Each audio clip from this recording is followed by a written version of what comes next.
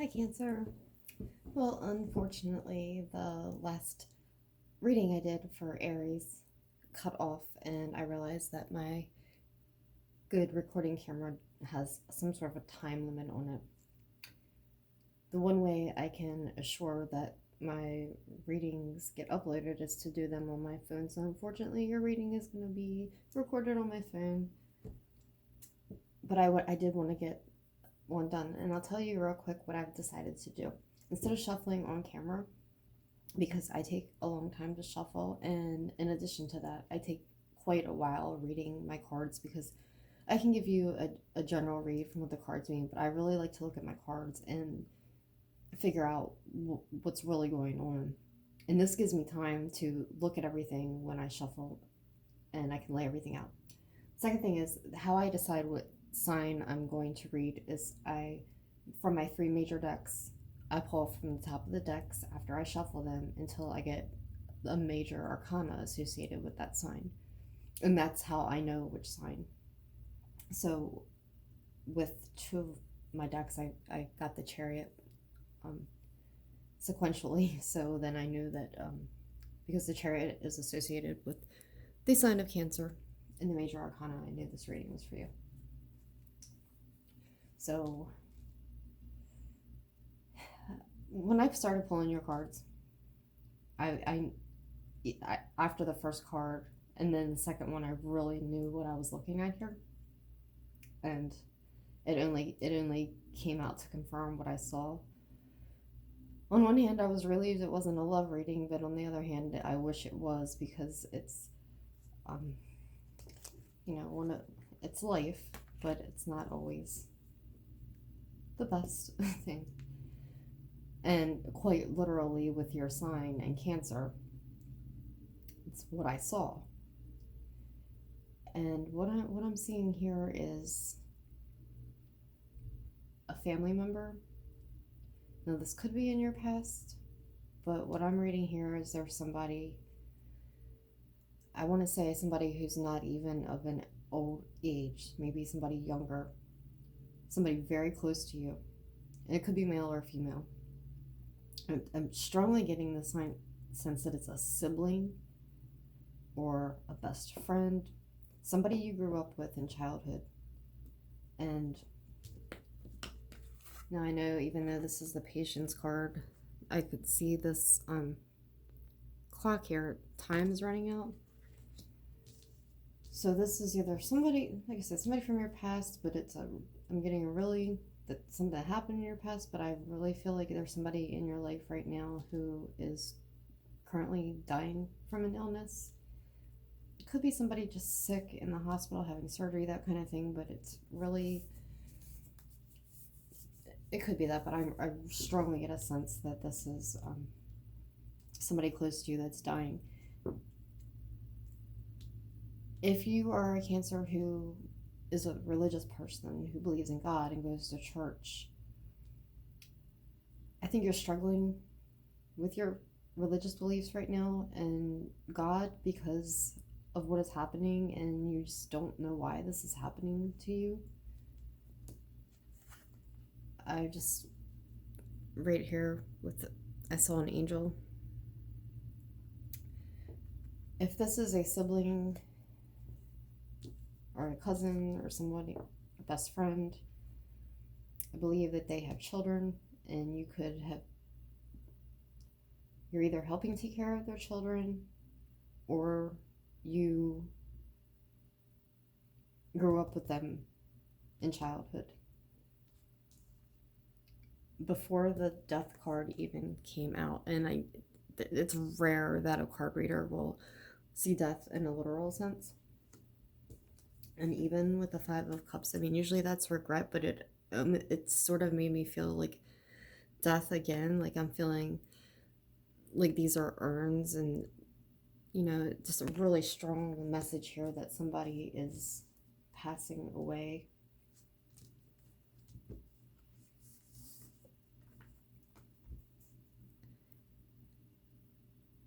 Also, I mean, this could be a husband or brother, but someone here, someone that you had fun with growing up,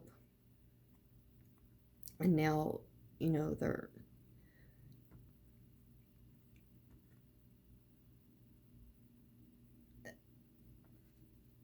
at any rate, you don't think this is fair. It's very unfair. You're questioning your religion, your belief in God.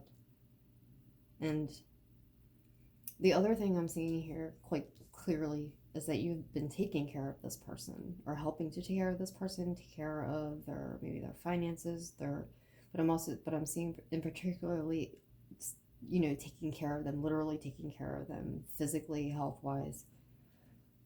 Um, it's been a lot on you, a lot on your mind, and you have stayed very, very strong, to the point almost to your detriment, because you're not expressing your feelings whatsoever.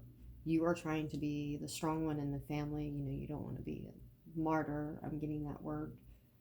Like, look at me, look at all I'm doing. You are trying to be just like this, just strong in everything that you're saying that's coming out of your mouth is not, no communication at all with people about how you're really feeling. And I don't come on here to tell people what to do, but I don't. I know you're trying to stay strong for everybody in your family, perhaps the children, and I know that you're having difficulties, with your belief in God. I feel like you're going back and forth, like you're praying, but then you're also questioning, like, why would you take this person from me? What, they don't deserve this. Why would you do this? Why now? And what I'm again, I don't come up here to preach or to pontify, this messages to you, but I can only offer you advice.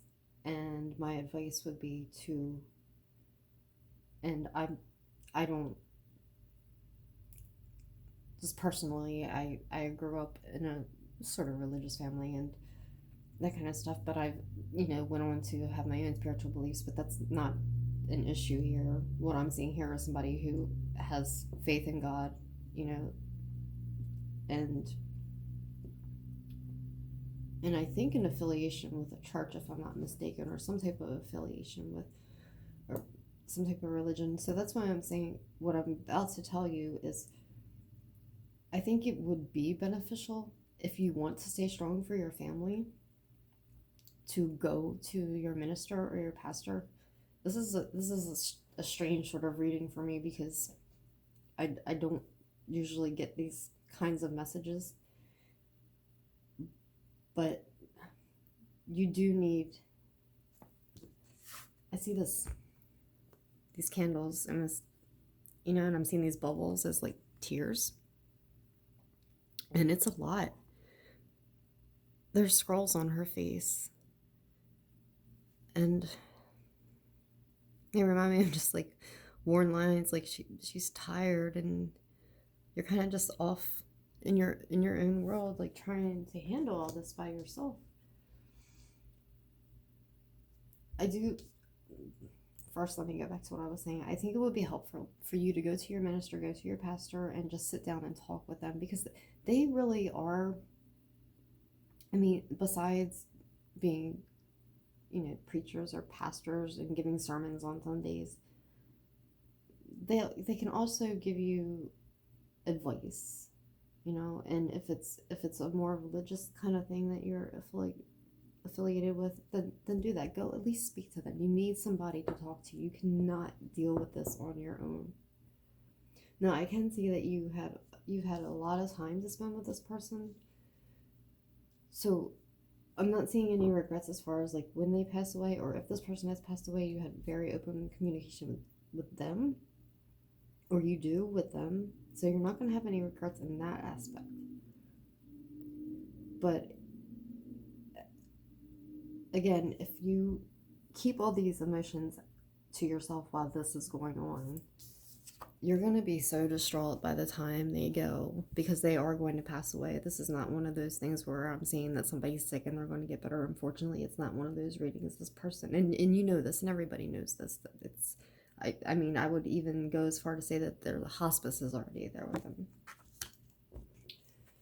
There's going to be nothing that anybody's going to be able to do to console you, because you would have kept these emotions the whole entire time to yourself. There's nothing more that I can really elaborate with this reading. Unfortunately, it's not one of the ones with bad news. I mean, we've got the Crow, and yeah, the Crow is a sign of death. These cards fell out randomly. Got the Owl. And I got the words night owl, and it just showed me that you just stayed up a lot of nights with this person, just keeping your eyes on them. You know, the stature of this owl being strong was kind of reminded me of the stature of this king, just trying to stay really strong. When this peacock came out, there's all kinds of meanings with this peacock, but what I saw was this peacock is persona of this person who's sick, someone who is elegant or refined, or if it was a male, maybe somebody who had been military or police, not necessarily, but some kind of institution where they were very respected.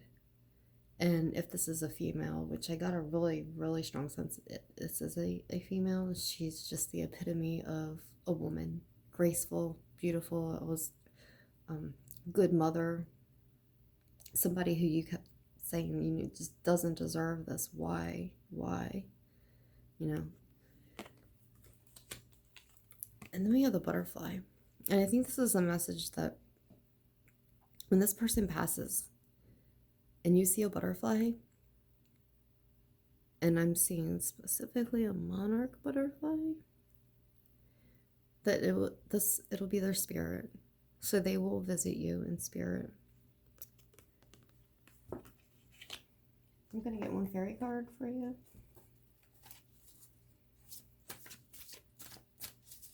This is just one of those readings where I feel like we need some kind of divination or something uplifting.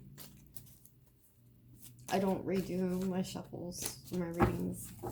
They are what they are. And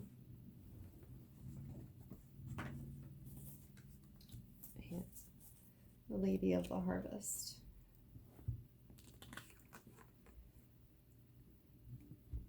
See, this is this person. And I see this as a sign of, you know, obviously she's like the mother, you know, but it's almost like returning to earth. And that's what I'm getting from this. But I'm going to read you a passage from this.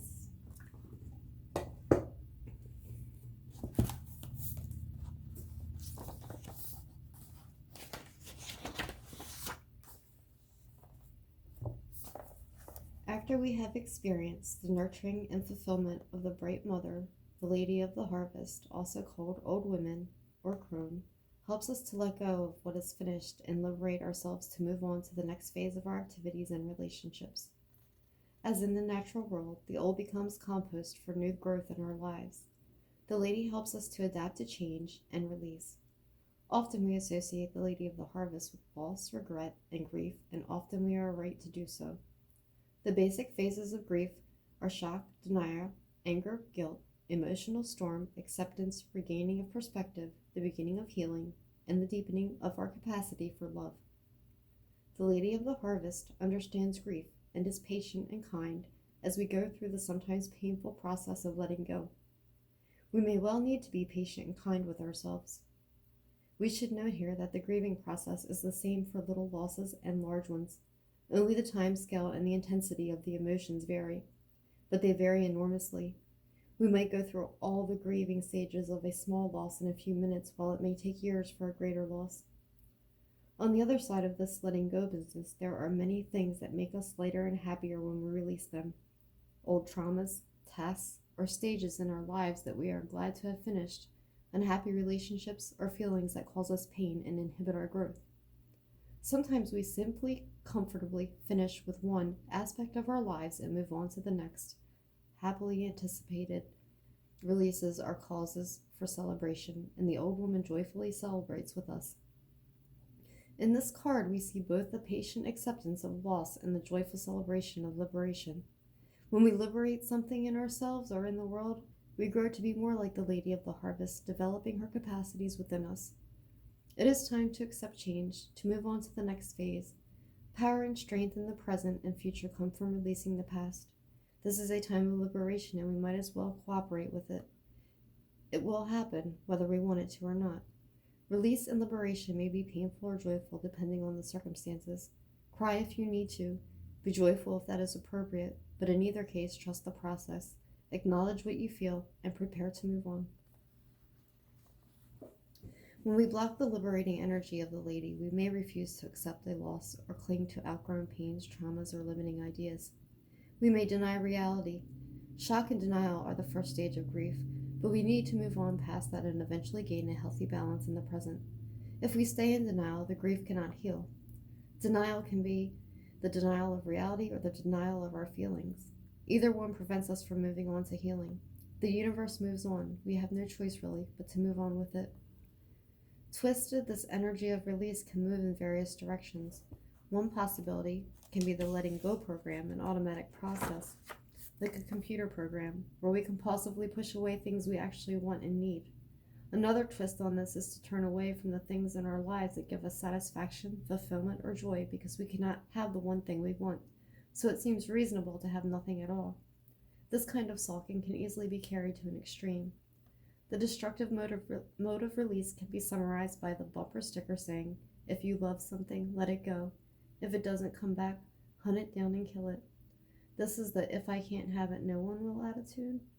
From the outside, such attitudes seem obviously stupid and selfish, but to someone caught in one of the less rational situations of the grieving process, they may seem the only solution, a solution that is not a solution to anything at all. Wow, that was, for a random card to come out, probably the most appropriate card in the deck. I think the last part was probably speaking more along the lines of a relationship and, a love relationship, not so much, but the earlier part of that reading was definitely for this. I hope there was something in there that could give you consolation of some sort. I'm not the one to do that, obviously, but I would strongly encourage you to reach out to someone at your church. And if you're not a religious person or you're not affiliated with a church, I at least talk to a friend or maybe a counselor if you need to, like a grief counselor. I know that in hospice they have people that work for them that are very qualified to do that. So my thoughts are with you, Cancer, and I hope things get better for you. Stay strong, but not so strong that it's to your detriment. Goodbye.